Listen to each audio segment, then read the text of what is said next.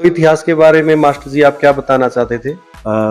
मुझे आपने दोबारा मौका दिया इतिहास के बारे में जो आपने प्रश्न पूछा है। उससे पहले मैं अपने समाज के जो हमारे बुद्धिजीवी वर्ग और हमारे कर्मचारी साथी जो आए हैं, मैं सबका धन्यवाद करता हूँ कि एक छोटे से बुलावे पे हम लोग एक संगोष्ठी के लिए यहाँ पर विचार संगोष्ठी के लिए आए हैं। तो सबसे पहले तो विनोद जी ने बताया, बलबीर जी ने बताया, सभी ने इतिहास के बारे में चर्चा की। और जो ये आज का समय है, ये बिल्कुल हर्ष का विषय है कि कुरुक्षेत्र विश्वविद्यालय ने पिछले 10 साल से कि जो कि हमें आज पता लग रहा है कि हम रोड मराठा जाति के रूप में पंजीकृत हैं।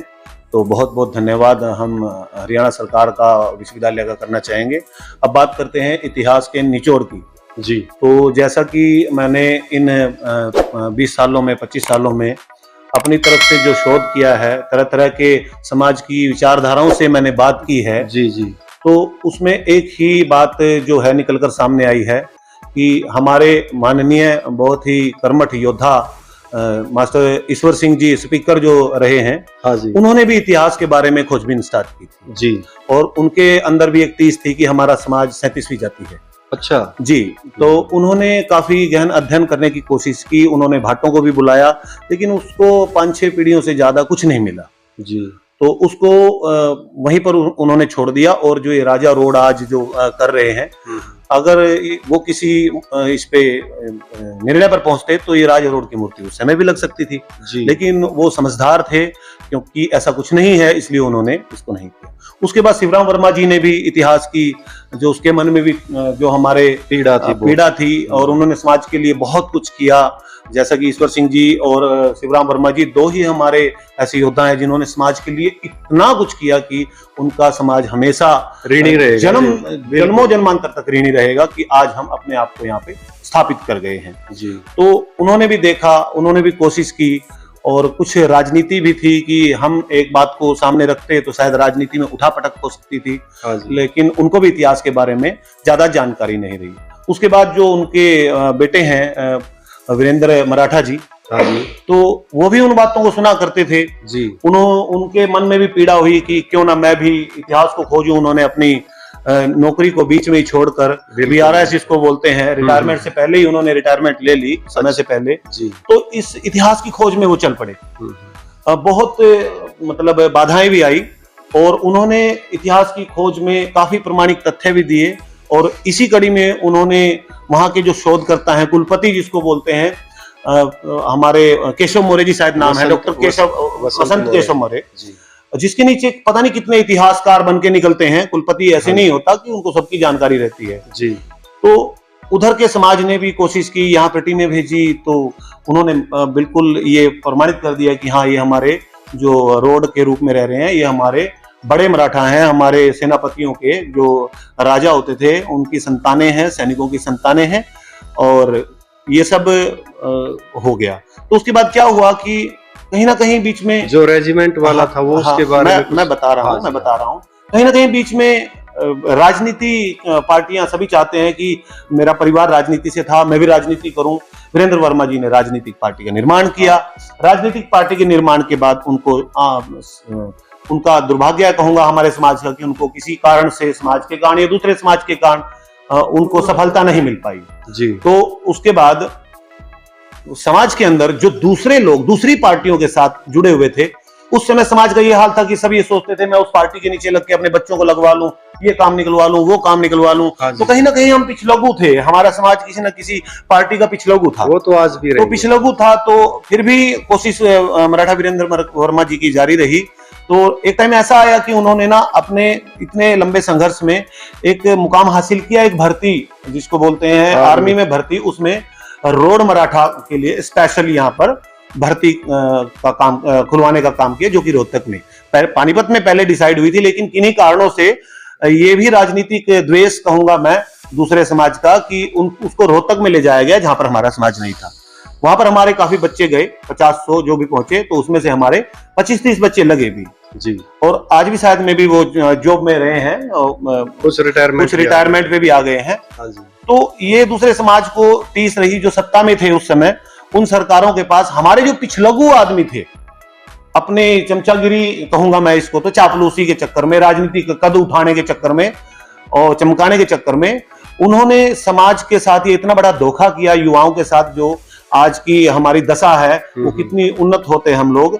तो उस भर्ती को कैंसिल कराने का सर्वे करवा के लेटर हेड पे लिखने का काम किया। ये लेटर हेड हमारे समाज की जो प्रधान होंगे, मुझे शायद 2000 कौन थे मुझे नहीं पता, क्योंकि प्रधान के बिना ये कैंसिल नहीं हो सकती। ये हमें मानना पड़ेगा कि कोई 11 इसको कैंसिल नहीं करा सकता हमारे समाज की तरफ से। जैसे अभी आप खुशी मना रहे सारे के सारे भाई जी कि भाई हम है ना अभी प्रमाणित हो गए जी, क्या अगर उनमें ताकत रहेगी वो राजनीति को झुका के वो अब भी ये काम करवा सकते हैं? बिल्कुल, मैं कहता हूँ कुरुक्षेत्र बहुत ज्यादा पहले ही बोल चुका हूँ कि कोई भी समाज अपने साथ के दूसरे समाज को ऊपर उठता हुआ नहीं देखता। सच्चाई आज के जमाने की यही है। क्या कहना चाहोगे विनोद जी? मैं ये बोल रहा हूँ, ये लोग किसी भी स्तर पे जा सकते हैं जी, क्योंकि ये लोग कोई ऐसा नहीं है कि इतिहास पे सर्च कर रहे हैं। ये लोग अपनी ईगो को सेटिस्फेक्शन देने के लिए ना किसी भी स्तर तक जा सकते हैं। अभी मैं ज्यादा तो नहीं बोलूंगा और ना बोलना चाहिए इन राजनेताओं के बारे में, जो अभी हमारा जो समाज है जी, ज्यादातर ये बीजेपी के साथ है। हाँ, ठीक है, और बीजेपी ने हमारा मान सम्मान बढ़ाया है। आज हमें स्पीकर के रूप में हरविंदर कल्याण जी को, उधर सतपाल जंबा जी को हमने एमएलए के रूप में देखा है। तो मैं ये बोलता हूँ कि अब बीजेपी तो हम लोगों के साथ है, या उन्होंने हमें टिकट भी दिया। आप याद करो 2005 का, 2004 का टाइम, 2003 का टाइम, जब बरादरी का एक आधा एमएलए भी मुश्किल से बनता था और हम दर दर की ठोकरें खाते थे जी। ठीक है, ये भी सच्चाई है। आज कहीं ना कहीं राजनीतिक तौर पे भी बीजेपी से हमें ये पहचान मिली है, तो इसका धन्यवाद हमें बीजेपी को करना चाहिए। और दूसरी बात ये कि हमारे विधायक हैं जो आजकल अपने आप को कटर रोड कह के पुकारते हैं, मैं नाम भी ले दूंगा सतपाल जंबा जी। तो मैं सतपाल जंबा जी से एक निवेदन करूंगा, उनकी बहुत सारी क्लिप हैं, हर तीसरे दिन वो समाज से किसी न किसी समाज से माफी मांगते रहते हैं जी। तो अभी बादली दिवस में जो 2000 लोग उन्होंने इकट्ठे किए थे, एक एमएलए होने के नाते वहां पे 2-2,500 लोग आए हुए थे, उसकी हमारे पास सारी डिटेल है। तो मैं उनसे एक ही निवेदन करूंगा, अगर आपको रोड मराठा शब्द से या मराठा शब्द से इतनी ही नफरत है, आप अपने पुंडरी विधानसभा क्षेत्र में ये ऐलान भी कर दीजिए कि रोड मराठा जो विचारधारा के लोग पुंडरी विधानसभा के अंदर रहते हैं मेरे को वोट ना करें। फिर उनकी ताकत का पता चल जाएगा वो कितने बड़े कट्टर रोड और कितने बड़े रोड राजा के वंशज हैं। तब उनकी वाही वाही होगी, तब उनको पता चलेगा कि मैंने पद को फेंक दिया, मैं समाज के साथ खड़ा रहा। एक बार वो ऐसा ऐलान कर दे तो मजा ही आ जाएगा। जी जी, ये तो फिर चैलेंजेस बात हो गई। चैलेंज के साथ मैं उनको बोल रहा हूँ, चैलेंज वाली बात हो गई। मैं उनको बोल रहा हूँ कि वो एक बार स्टेज पे, आपने देखा उनकी हर क्लिप आती है, आज ब्राह्मण समाज को कुछ बोल दिया, दूसरे तीसरे दिन आज किसी सरपंच के बारे में उन्होंने ऐसे बोल दिया, महिला सरपंच के लिए जी। और जो अपने समाज में उन्होंने जहर घोल के रख दिया, उसके लिए वो कब माफी मांगेंगे, कब सामने आएंगे? ये बोले और लोग उनसे पूछे, जितने भी लोग वहां पे थे बादली दिवस के, वहां पे गए थे, यहाँ पे जो भी जहां से गए, आप सभी ने वो प्रोग्राम लाइव देखोगे, किसी आदमी ने जी जो वहां पे इतिहास पढ़ाया गया या बताया गया, एक ने भी सवाल पूछा? कोई सवाल नहीं था जी, बिल्कुल। अगर आप 3000 पुरानी जाति हो तो इतनी कम क्यों? ये भी सही बात। एक लिमिटेड क्षेत्र में क्यों? बिल्कुल। आपकी धरोहर कहाँ है? कौन आपके किसने आपकी सरदारी की? मान लो राजा रोड ने कौन सा युद्ध किया, आपका तो कहीं भी वर्णन नहीं है। इसी कड़ी में मैं राम नारायण जी कहना चाहूंगा, भाई ने नाम लिया हमारे माननीय विधायक पुंडरी हल्का से। हाँ जी। तो मैं फेसबुक पे काफी बार पूछ रहा हूँ कि जो आप ये इतिहास उठा के लाए हैं, मेरा समाज से तो मेरा काफी बार निवेदन हो चुका है कि कोई बुद्धिजीवी आए और ये बताए कि ये प्रमाणित कहाँ से है। तो मैं अपने जो माननीय विधायक सतपाल जंबा जी भारतीय जनता पार्टी से हैं, मैं उन्हीं से ये मांग करता हूँ कि जो सबूत ये दिखा रहे थे बादली दिवस पर, वो समाज के सामने लाने का काम करें, ताकि समाज को पता चले कि ये उपन्यास है या इतिहास है। जी जी, ये तो बहुत जबरदस्त बात कही आपने। इसमें एक चीज और मैं इंक्लूड, और ये समाज को सवाल भी करना चाहिए, क्योंकि एक बड़े पद पर हैं, सम्मानित व्यक्ति हैं, तो उनको यदि उनके पास पक्के प्रूफ हैं, इतिहास है, साहित्य है, तो वो दिखाना चाहिए। ये नहीं कि एक तरफी बात से वो तालियां बजाएं और उसको स्पष्ट कर दे। एक तरफ से, एक हाथ से तो ताली भी नहीं बजती। जब विरोध नहीं, उसको प्रश्न ही नहीं किया गया, तो इतिहास कैसे साबित हो जाएगा? तो चलो, पहले तो आप सबको शुभकामनाएं दीजिए अभी तो आप सबको आपका लक्ष्य तो प्राप्त हो गया। सरकार ने आपको मान तो लिया कि देखो, आप हैं। सरकार ने तो ये बहुत अच्छा काम किया है, और जी। अब आज हम लोग जो इकट्ठे हुए हैं सरकार को धन्यवाद देने के लिए इकट्ठे हुए हैं कि आपने इस उलझन को खत्म कर दिया। जी। ठीक है। और देखो, जिसकी ईगो सेटिस्फेक्शन, वो अपने ईगो को सेटिस्फाई नहीं कर पाएगा, वो तो देखो कभी भी नहीं कर पाएगा। मैंने स्टार्टिंग में अपने इंटरव्यू के दौरान बोला था, जिस दिन आप ईगो को त्याग दोगे और सच में जानना स्टार्ट कर दोगे कि मैं कौन हूं, मेरा इतिहास क्या है, तब आप किसी निर्णय पे पहुंच पाओगे। विनोद जी, सच को हजम करने की ताकत पूरे हिंदुस्तान में मुझे नहीं लगता सबको है।